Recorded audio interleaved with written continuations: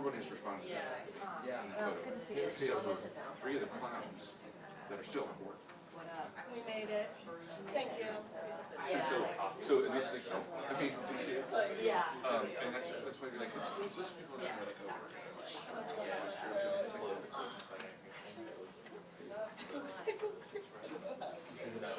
so it's just to make sure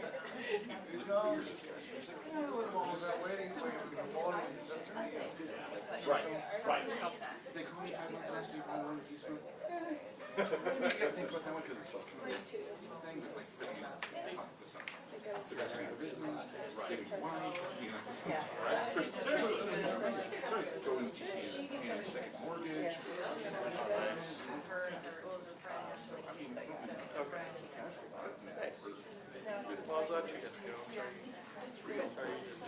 Holy shit, who would have thought? It's a different calculation. It's a different calculation.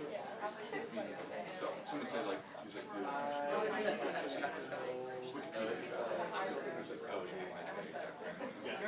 Well, I mean, but that's not the thing. It's just, hopefully,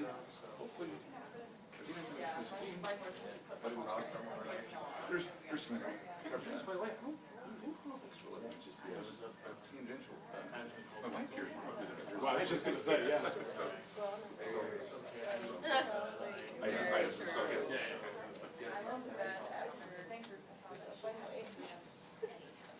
Love it. I know. Same. And then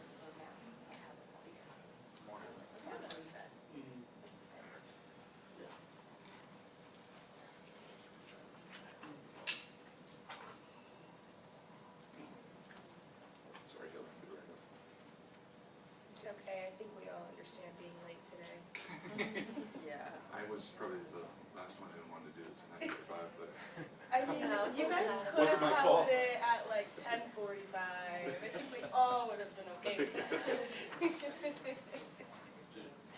I don't know that. I think you I'll guys speak for would've myself. been I wasn't okay. necessarily counting with all the other drama on the national level. Like, Understandable. You know, I think this big we were all story, up start this very story. late last night. it's just not like, man, I wouldn't be able to. I wouldn't be still sitting there like, oh my gosh. I know. I couldn't do it. I couldn't turn it off. I was just too encapsulated. Do you watch the speech? I watched part of it. I was like, okay, it's like 2 in the morning. I should probably. Oh, you gotta power through. You gotta power through. I couldn't. Mr. Rocket Expedition and others. Oh, okay. Okay. Oh, it was so good. I was like, Sounds I'm riveting. gonna quit for my conflict. Really, we're Right. tired. I was like, Just keep going. you know, Stay on track. you don't ask like, you know what he's doing. He's moving on stage. Yeah, So we there's talked like, about that last you know what? You're just watching We me. thought about Tens of millions of people. It's AM in the UK. They're all eating this up. That's true. Stock market analysts are sitting there. Yeah. Look at that guy. Yeah. I was like, maybe I'll get Starbucks on my way out. And then I saw that line and I'm like, I'm just go to the drive-thru. Oh, okay, well. Okay, so I'm so tired. I just like pulled into the street. No, they won't say I that. forget that our Although, passwords that was a for messed up the part. garage and I'm like walking here. I'm like, Not quite this. It was 10:30. Yeah. No, but Tom was saying. It was like 10:30.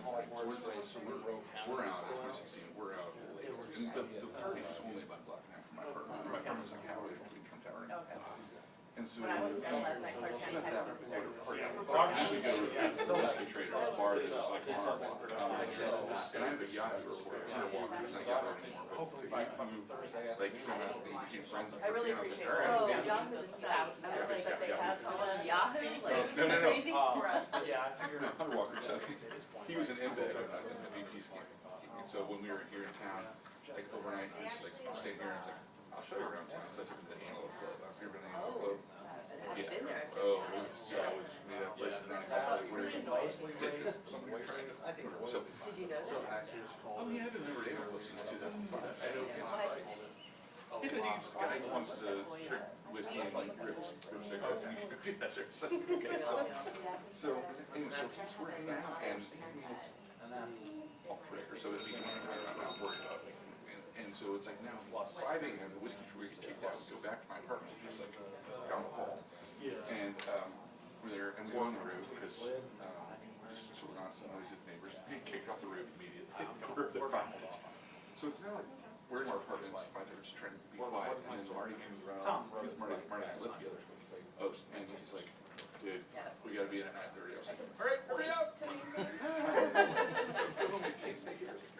So at 9:30, I'm sitting there in the war room. I mean, I'm probably 22. It's, I had no responsibility. I shouldn't be there. And so I'm sitting there next to Kellyanne watching the Hillary concession speech and the Obama speech, and I'm like, There was just a couple, there's a couple that I haven't called, it's like. yes. But Mathematically responsible? Like, I think it technically had called like right. yeah, by the way, if we had, I So we're going somewhere. don't know why I thought I didn't show up at some point, but I knew we were flying home on Thursday. Like, that was win or lose, we were flying home on Thursday, so I was like, Time to have My a Jeep time, Wrangler. I thought so. Yeah. Good job.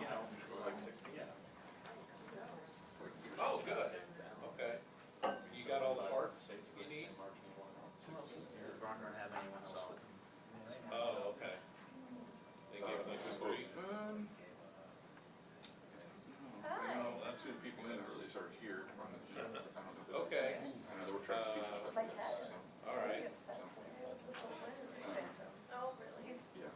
So was this not be like a lineup of No, speakers or anything? no, I'm just curious, just wanted to get it put away, for winter and everything, but no, I it's not my daily driver, so. I love it. I hate when there's like 8 speakers for Yeah. Like I just have No, so I'm just curious if,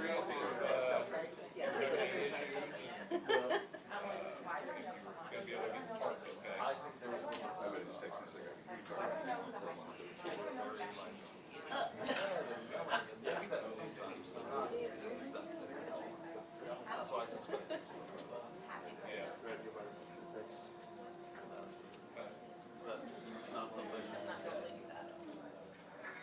We can talk about We can tell it. Internet's on fire today. It's on. Well, we can keep it on. Thank you. I wanna know. Okay.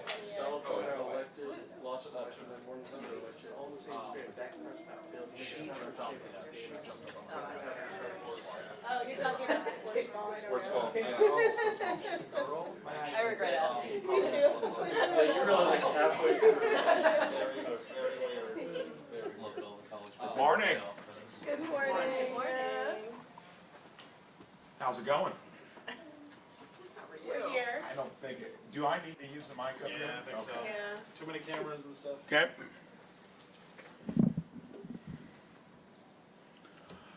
Want a statement first and then open it up for questions?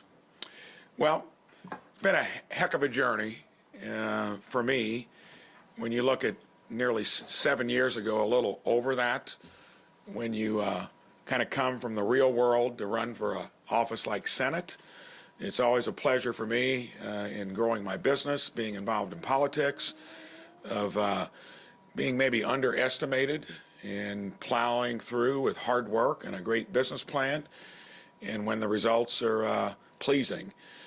And I still refer to the 37 years I did that running a business, and I think the analog between it and getting involved in politics and government has got a lot of similarities. So this being the 4th rodeo, none of them are the same. They each got their own challenges, but I think here, when I took the collective experience of being on a school board while I was still running a business, 3 years in the state legislature, 6 years on a stage like being in the U.S. Senate, where it's almost impossible to get much done due to the divided nature of it. And remember, you got to get 60 senators agreeing to whatever you get done.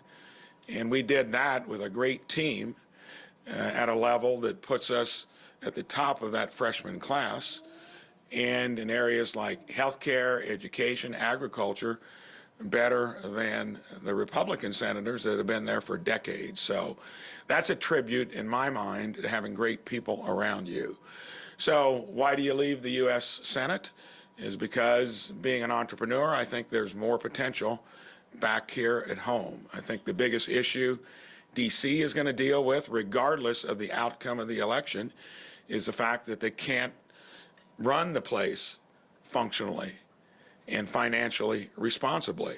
And for as much as I've talked about that and been the loudest voice on it and true problem solving out there, I didn't see that being to where you could accomplish much, and I would have never reneged on spending more than 2 terms there. So that's the context for me that says this is a platter of opportunity when you come back to a state that's been run pretty well.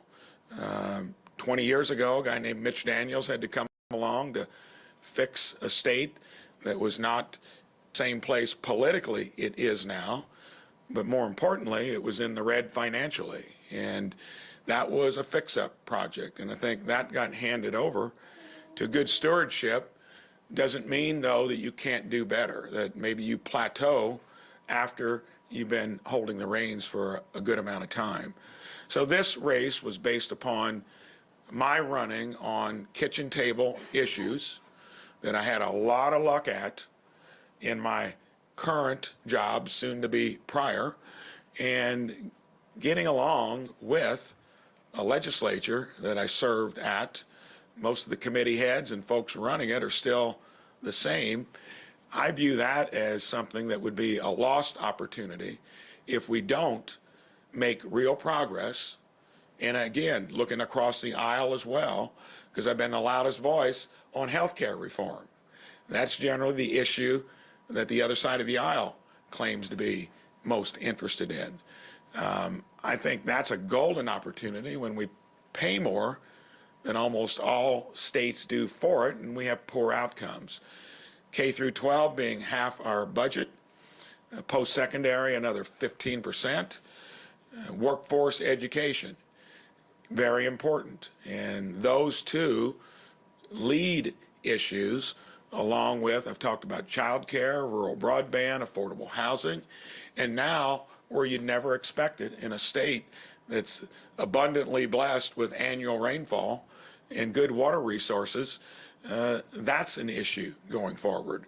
Not to mention, every larger business seems to need a ton of juice or electricity, which is not easy to put together. So those are some challenges that if we get it right here, that differentiates us among the other 49 states. And so I view it entrepreneurially. It'll be done with fiscal responsibility.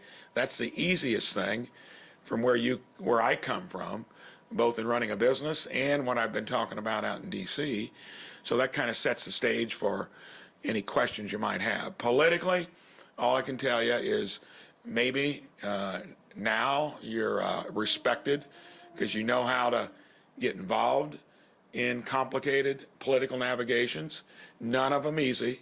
All have ups and downs, but never would have taken the first step 7 years ago if I didn't feel good about the outcome.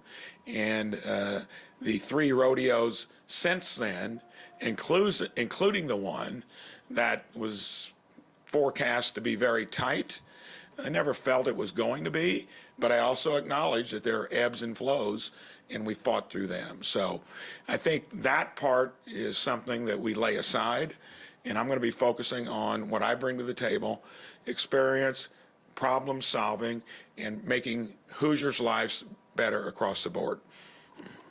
Senator or governor-elect,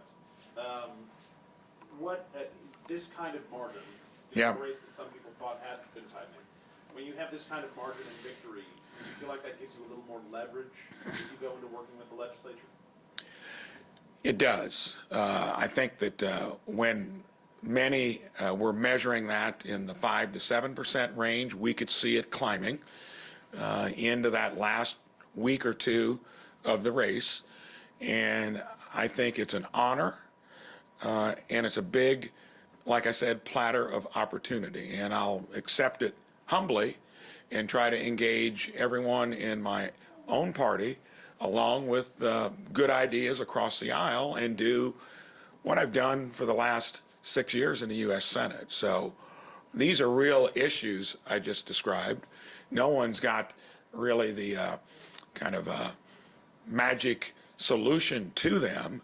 I'll just cite, again, like I have for many times when you try to justify why you should be leading the state, literally fixed health care 16 years ago in my own business from the user or demand side with no help other than listening to the insurance companies who were the ones that I was actually concerned about, and listened and did things like prevention and wellness, and I think that could be applicable across the state, and turning our own citizens into healthcare consumers. So that to me is thinking out of the box, different.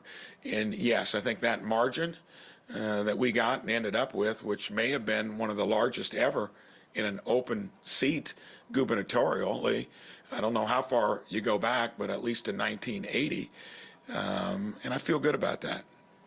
Your transition team, you cast yourself as an outsider. Yeah. You know, this transition team is, you know, a platter of insiders in Indiana politics. How do you square that, and how is Mike Beckwith going to be involved in the transition? So Micah came on board in a way that was kind of unexpected in terms of how he arrived there. He told me he was going to do that. Before he did it, I had known him from the time when he brought his conservative leadership group out to D.C. because I spoke to them. And I always embrace competition and transparency. So I had no issue with his attempting to do it. He did it, and it's been a benefit in a way because it's kind of brought the party together.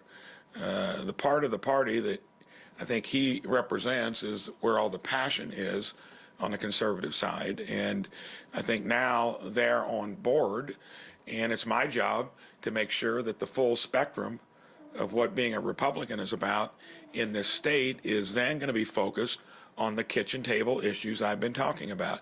I never ever focus on the particular or the specific issue that you got to get through. I'm going to be always focused broadly, just like I was in building a business, or just like I did when I ran for Senate in that primary. And you're going to incorporate people that you know and others that you don't know in terms of their points of view. And here, I think whoever we have on the transition team will be people that understand that it's going to be my vision of being an entrepreneurial governor that's going to be conservative on the financial side, but very entrepreneurial on the problem fixing side. And when it comes to how I've run my business or my Senate office, it's going to be the same thing. And that's been the hardest thing for me to probably get buy-in from the general public, because it's unusual, number one, when you come from that pathway. But the transition team is going to be there to get us from one administration to the next. But what you ought to be paying attention to is what we do after we transition. How's Beckwith going to be involved? He's going to be involved in the same way he's been involved to date. He's going to have his own duties. It's going to be revolving around being a lieutenant governor, and his input will be there for me to consider on any ideas or points of view he has. I'm going to clearly be setting the agenda, listening to all the folks that have helped me get here in the first place, and I'd be more focused on the results. And rather than questioning how that might pan out, just put a little attention to what has preceded me. That's the point that I've always found it difficult, because in the real world, you're judged by the results that you've produced. And in this world, it sometimes gets caught in the political crossfire. That is set aside. Now we're here about fixing things that need to be fixed, taking Indiana to a place I think that will distinguish it among the other 49 states. Your transition team Go ahead. includes several, three to be exact, Mitch Daniels administration alums.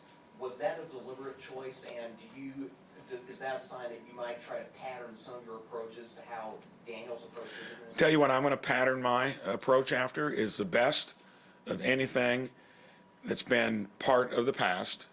That's easy to see. I've just stressed that your record is important. and then I'm going to amalgamate that in to something that's going to be unique to the state. I've said all along, I'm going to be asking the audience, meaning every one of you, every constituent, all the folks that have an interest in making this state better. And if it's a good idea, I don't care where it comes from. I'm going to try to incorporate that into something that's unique to where we actually tackle those issues we've talked about and do it in a way where many governors may not approach it. When you're wanting to reform health care, you think has anybody tried that in the past? No, because it's one of the biggest sectors of our economy. It's got political risk to it.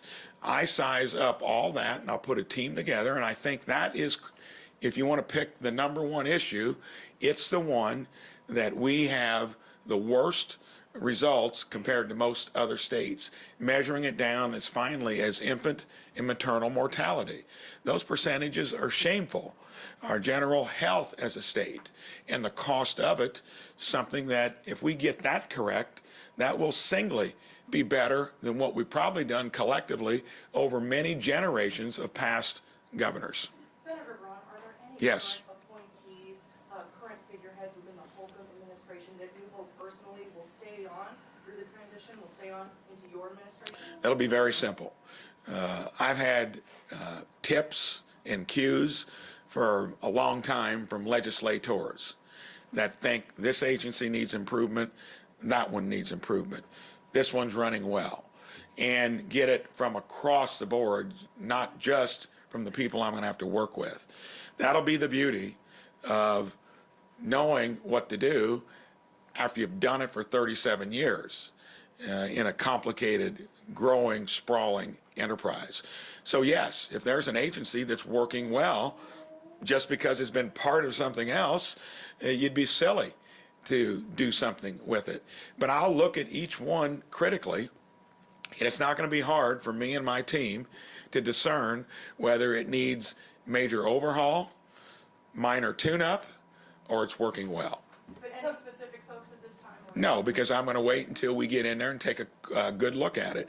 I was focused on jumping the political hurdle, which we knew was going to be easier than what most people thought, but I take nothing for granted. I don't like to put the cart before the horse, and getting the transition done and what we're going to do once we hit the ground running, just keep up with the pace of it, because it's going to move methodically and quickly and in a way that I think is going to make sense to all of you.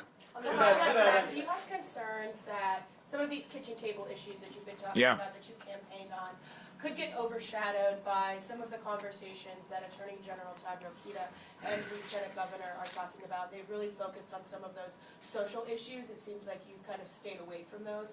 Are you concerned that those are going to get your issues are going to get overshadowed by what they're saying? No, because I'm going to get along with them. If I think that is getting off the rails, I'll discuss it. I've been clear, I've laid out 7 or 8 particular things, and to me, everyone's going to have an opinion on the issues that divide us. And the emphasis is that they divide us. You're probably not going to get much beyond that. Everyone should be interested in making sure that we spend our education dollars more effectively, or that we get health care done correctly. And I don't mind wrestling on any issue. I've done it on a much larger stage over the last 6 years and done a lot of it. So I feel comfortable in terms of how you get through that. I've had cranky employees before. I've had things that weren't working. Well, the way I generally solve that, I'd get the customer on the speakerphone, I'd bring the cranky salesman into my office, and we'd talk it out. And if you're good at kind of getting through that without having constant issues one after another, and you set the example and you stick with it, things work pretty well. It's a diverse group that you're going to be bringing in, and no one's going to be cut from the same cloth politically. I think I've made it pretty clear what I want to do in terms of the focus. Reflecting on the last couple of Yeah. weeks, the campaign and party kind of went negative in TV advertisements and mailers. Is that, reflecting hindsight 2020, something you think was a good move? Well, I think what that reflects is my opponent running a one-issue campaign negative from the get-go. And that is an approach you can take when you're up against it. I was generally talking about the things I want to do, just like we've talked about here today, and how you get through something politically. If you're taking an approach, you're going to have to counterpunch accordingly with an approach. And I think we balance that correctly. I think the reason I won by a record margin is I stuck on the theme I mentioned earlier. Listen, at this stage of the game, when you give up a Senate seat that would have been very easy politically to actually win that seat, it would have been by a much larger margin than I ended up winning the governor's seat by. That means you're doing something because you're really wanting to affect change, knowing that it was going to create a rowdy primary. Had that not occurred, I would have won by another 5 to 7 points. Again, that was brought on by my primary opponents. That's a political thing. You get through it. It's no different from after I won the primary, which was the uncertain journey because I didn't know much about it other than my gut feel and what I told you earlier, the analog between politics, government, and running a business. You then you're in the big leagues. You start off a point ahead of your opponent until they dump $30 million of negative advertising on you. Then you better either be able to shoulder it, plow through it, and that's the ebb and flow of running a campaign. Campaigns are way too expensive and way too negative. Everyone participates in the negativity, especially when you're not winning. Senator Braun, Yes. your running mate has suggested that there would be no exceptions to the state's near total abortion ban. Would your administration support a complete abortion ban in the state, no exceptions? So that is an issue, too, that's been miscalculated by everyone listening to it. Number one, I hate to say anything absolutely, but let's look at the national level. That's a false narrative when you think you're going to do something that takes 60 senators that would have only occurred had the results been different from last night and the filibuster had been breached. So if you were talking about anything happening nationally, pro-life or pro-abortion, that was fake news because it was nearly impossible to happen. When you talk about what we do in our own state, I've been very clear. Our legislature fleshed out a law that reflects, I think, at least what half of Hoosiers are interested in. That, point of view is going to change over time as well. But I don't think there's going to be anything done on that issue because it's already been litigated. And I don't recall any rep or senator losing his or her job for being a part of it. Again, that was a critical error when you ran on one issue and you came out negatively to reinforce it, and I think that didn't resonate. And my difference was clearly, don't dismiss that as an issue, and you got to be attentive to it. But I think it was probably disingenuous and foolish to think that that was going to carry the day in a state that had just looked at it a couple years ago, and when you've got all the other issues I've just talked about. Senator? You mentioned that you would like, the state to be on par with Florida, Texas, Tennessee. What is it about those states that, is attractive to you that you want to see us? To me, those are states that emphasize freedom and opportunity. And they are states that legislatively, I'm not necessarily saying we're going to emulate them, but they have the basic core that we get by with less government, and we run that government more efficiently. And for anyone that thinks that the plan from the other side of the aisle on the national level, that's generally enabled by 10 to 15 Republicans, is actually working when you can't be smart enough to figure out how to spend less than you take in, and you're willing to borrow money from your kids and grandkids, that is a bad business plan. And the states that seem to at least get the fiscal component right and maybe stay on the kitchen table issues, they are going to be the successful ones. And I don't think that is currently being displayed by California, New York, even our neighbor to the west. That margin was the tightest it's been in a long time. The fact that Florida runs its government with more people for half the cost of New York's, that means people will vote with their feet eventually. I just want to pick out the practicality that's out there and do it as an entrepreneurial conservative, which means you're facing the issues, but you're doing it without borrowing money from future generations. And I'll be looking at all states, even if there's a blue state that's got a good solution on a particular problem. I will not ignore that, and I think it's always good to look at best practices that others might have and be practical in the pursuit of them. Based on the slate of, I'm sorry, I'm over here. Yeah. Based on the slate of candidates that Hoosiers chose yesterday, do you think the GOP in Indiana is shifting in any kind of direction, a more conservative direction? I mean, what do you think it says about the Republican Party? I think it says that not only in Indiana, but in some of the other places you've mentioned, it is a recognition that more should be done at the state level.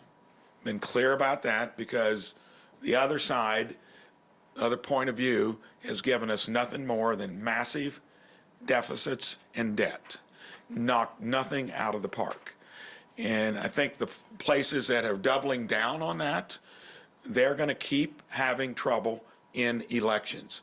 Republicans have always been flat-footed on policy. I've been fleet-footed on policy. So I think what's going to get it right, especially at the state level, because you've got the guardrails in most places of a balanced budget amendment or a balanced budget statute. And if you don't, you run into your own issues. So I think it's going to be the combination of fiscal responsibility, which, by the way, most families, most businesses, almost all local governments actually live within, and then who gets it right entrepreneurially on fixing the issues that I've just talked about. So I think whatever's happening with our slate of candidates, it reflects Hoosiers' practicality on where we're going to actually take the state to keep the best of what we've got going and then address the issues I've talked about, especially healthcare, especially education, workforce, and we still haven't gotten that right. When I was there 10 years ago, we were stigmatizing against pathways that now, if you actually had the proper training and skills, you could have kids getting jobs right out of high school that pay more than most four-year degrees. They don't end up in the basement or looking for moving out of the state to find a job. And then underproducing STEM degrees, which pay the highest stratum of wages. We don't have enough of them. Getting that all balanced, I think, is going to be the element that makes any state work compared to other states. And I'm going to do it in a way that just cuts to the chase, finds the proper solutions, and hopefully get it legislated to where you put the framework in place to actually see things get better. Senator, you mentioned several issues throughout this. What specifically will you focus on in your first 90 days, your first legislative session? What specifically do you want to get done? I'll be going through every agency, and that was addressed earlier, to make sure that the apparatus of government is working well. Over time, if you don't really, you got to remember, most governors have never signed the front side of a paycheck. You got to go back to, I think, Robert Orr in 1980 is the last one that comes from that background. Hardly any senator has. That's why, and they haven't taken Finance 101, that's why the place runs like that. So I'm going to probably spend my time there as we articulate the legislative agenda. And I was the first out on reforming property taxes. Hopefully that can be Senate Bill 1, House Bill 1, and do it in a way that builds on the platform I put out there. And I think we'll get that done. That has been by far the thing I've heard the most about over the last 2 years. And no one ever agrees with the fact that you should be growing taxes faster than the growth of your economy. And no one disagrees with the fact that we need to encourage home ownership, especially among young people and for older people to stay in their homes. So look at the apparatus, make sure it's running efficiently with people that are reflecting my vision, and then start rolling out the legislative side of things. And some of the things I'm talking about aren't going to be fixed in one session. If you start really trying to reform health care, well, they've been trying it for 6 years, and they made a little headway. I got a bill introduced in the U.S. Senate that would be by far the most important piece of legislation that we passed there in 2 decades, co-authored by a guy named Bernie Sanders.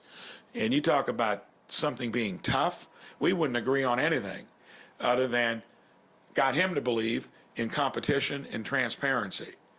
Generally, Democrats there just want more government regardless of what it costs. When I explained to him that if we could lower costs by the providers out there, it would cost Medicare and Medicaid less, started to see the head nod. Within a week, we crafted a bill that would have been way bigger on health care than Obamacare ever was, which was big government and big insurance, and has ended up in being mostly very costly, even though it has provided, which I believe in significantly, more access to health care, obviously covering pre-existing conditions. So there's plenty of stuff to get busy with. Go ahead. Any changes to this, are you caught up on the pathways issue with the wait list for the waiver services for assisted living? Do you want to see any changes to that situation? So that's obviously an area that caused a big distortion in the budget. And to me, we've already done some remediation towards it. I'll have to find out how Indiana, where you got more people wanting to do that kind of managed care, but yet then you're involved with a program that's going broke at the federal level because they pay no attention to costs, and then you're cost sharing with them. That's got a particular issue that I think will stem the flow of any bleeding there, but it's got a much broader issue of how do we lower healthcare costs, which is hopefully something I'll be able to weigh in on. Back in the corner on your, have you had a, go ahead. Yes. What are you going to be looking for as you start interviewing people for various appointed jobs in your administration? Well, do you have the experience? Are you willing to reform if it needs to be reformed? Do you have ideas to where you're going to be kind of simpatico? And are you going to be a self-starter with energy that gets in there and actually starts doing the job? So that, again, is not going to be difficult. When you were running an organization, number one, it was so small and scrappy, you had to figure out how just to survive. And then over the last 20 years of the 37 years running Meyer Distributing, it became a sprawling enterprise with 90-some locations. So you had all these issues, and when you can do that, always making a profit, always growing a business, think about how easy that will be in a government where the revenues are given to you. And again, you don't have to compete with that. You just got to focus on how to run things well. Attracting talent and sizing them up will be something that most governors have not done before. I did that for a long time before I got into public service. Do you see the duties of Lieutenant Governor shifting under Mike Braun? For example, Crouch really prioritized mental health. Do you see any changes to that office? I'll make sure that the essentials of what you have to do as lieutenant governor are being done well. And if you're doing well with it and you can handle more load, I'll be looking at other places where you can deploy those skills. I'm not going to be fixed on the LG and being into a place where it's only doing what it's done historically. And I'll look to see what we accomplish through the things that you've got to do and see how that is handled. And I expect him to meet the challenge. And again, we're going to have a great team. I'm going to have a staff generally that's been with me through the whole Senate gig. How do you think you get the most legislation passed? in any freshman Senate office. That's going to be easy. Here, when you're just looking at what the LG is going to do, that's a much more complicated dynamic. And hey, that's up to the individuals. They get with it. They are buying into what you want to do generally. And if they do well with it, you'd want them to do more. If they don't, well, then that means they're probably going to struggle with the basic duties they've got. I feel optimistic. He's been involved with the business. He's energetic. And if you stay focused on the issues, I think we'll do quite all right. Earlier during this press conference, you mentioned that you think a failure of messaging on the other side of the aisle, that they focus too much on social issues, abortion specifically.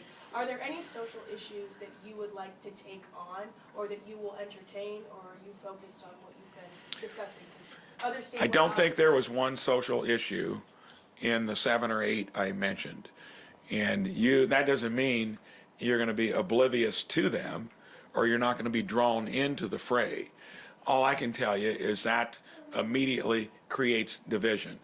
And they change over time. Just look at some of the recent ones. A couple decades ago, it was this way. Now it's this way. So they are moving all the time. On the particular issue that she chose to focus on, I think that was a miscalculation. That doesn't mean that that won't change over time. For me, I've said very clearly, we addressed it. And the other issues I've mentioned is where my focus is going to be. There are 4 Hope board members on your transition team. How are you, and obviously they helped you with policy proposals on the campaign trail. How are they working with you for the transition? Well, I mean, they've helped me construct the policy that you need to put out there, that you run on and campaign on. That's all stuff that if I didn't like it, I would have weighed in on it. And I think that's a good indication. Remember, freedom and opportunity, kitchen table issues. And the one thing I'd love you to sense is that I'm in it to actually get some things done. With a track record that I don't know how you could have more of it that shows that you know how to get from here to there. But I accept the fact that there's always going to be a side that's going to be counter-punching because they believe in a different approach philosophically. But sooner or later, it'd be nice to have a little reprieve to see if you can actually get stuff done where your record has shown that you can in difficult situations. So whoever's there, that is all part of how I wanted to craft the message of what you can look forward to. Back on the legislative session coming up next Yep. year, we're already kind of hearing money is going to be tight for the budget. Are you keeping that in mind when you're thinking about your legislative priorities, especially with things like expanding vouchers and property taxes and finding revenue to supplement that? Well, that'd be coming from the typical perspective of you've got to have more to do more. I come from the world where I've always done more with the same or less. That's being effective and creative. The other paradigm is what the knuckleheads in D.C. have been doing for the last 4 to 5 decades. And all they've done is put us near in a technical bankruptcy and shouldered future generations with a mountain of debt. So I can't tell you how easy it is to make something run the same or better by actually doing 5% less in the resources. The problem is we hardly ever have had a governor that would focus on it that way. So don't assume that you got to have more to get more done. That doesn't mean in some areas you're not going to need to invest more to accomplish it. But that is something that I would say I've been most trained and fit for. And again, that was done with competition nipping at my flanks for 37 years, always being underestimated by them, always overperforming. And I think, again, we'll see some of that work here in our own state government. And I'm bringing on people that reflect that point of view. Actually, be creative, entrepreneurial, get more done with the same or less. Senator Braun, throughout your campaign, you emphasized the need to expand school choice. Yep. And last night you talked about 60 to 70 counties in this state that have seen their populations, excuse me, flatline or go down.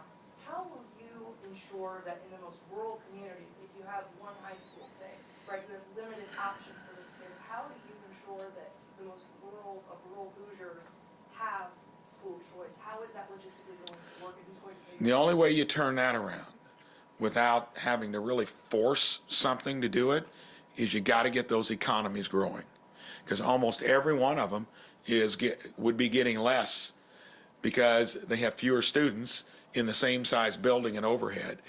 And a statistic that really surprised me is the average cost annually in a Hoosier classroom is about $245,000 per classroom. Teachers only getting, even aspirationally, $60,000 of that. That means we have put a lot of cost into administration, into buildings, and we've not been putting it into the classroom and the technique of how we educate. That has made our expense of education stay high, yet how we measure it is showing that it's not improving. So something's got to give.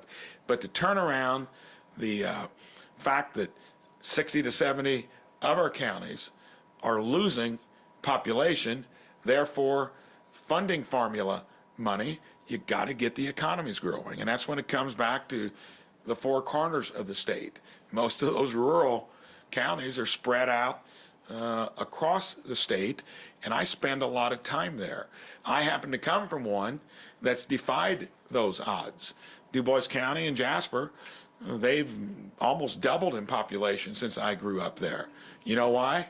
Loaded with homegrown entrepreneurs. Never had one business from the outside come in. When it comes to economic development, fertilizing that field of small businesses, entrepreneurs, incentivizing some of the talent in these rural communities to come back and start their businesses there, rather than trying to fish in huge companies that use all your resources. Need to do a little of both, probably. But I think we've paid way too much attention on the few and the big.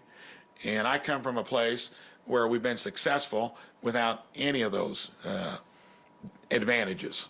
When do you think we're going to start seeing some appointments, specifically Secretary of Education, FSSA, et cetera?